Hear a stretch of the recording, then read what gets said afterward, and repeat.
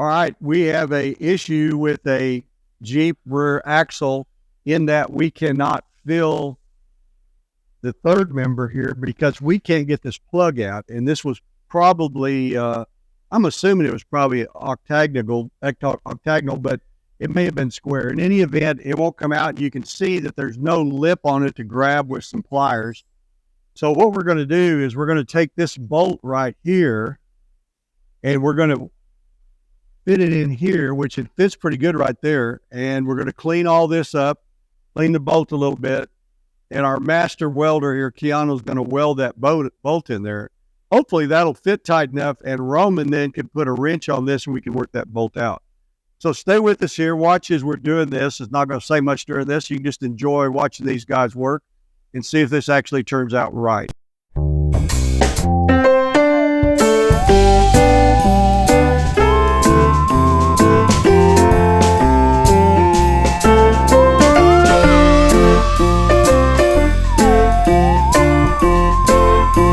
We were pretty lucky on this. I've had chased threads, drilled out threads, fixed threads, and sometimes they can really give you a hard time. But on this particular job here where we pulled this plug out so we could fill the rear end on this, it worked out great. And you can see, if you look at this, it was a pretty simple fix. We just found a bolt that we had in the bolt bin. We cleaned this up. We put a couple of tacks on here. And of course, it didn't hurt anything to put some heat on this.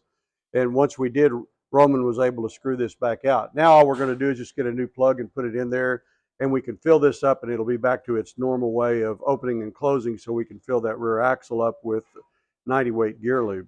I'm Barry Wilson with Wilson Auto Repair. My website's wilsonauto.com. Please subscribe to my YouTube channel. I hope these little tidbits that we're giving you will be helpful to you, so that if you have a problem, you can refer back to them and fix your own car.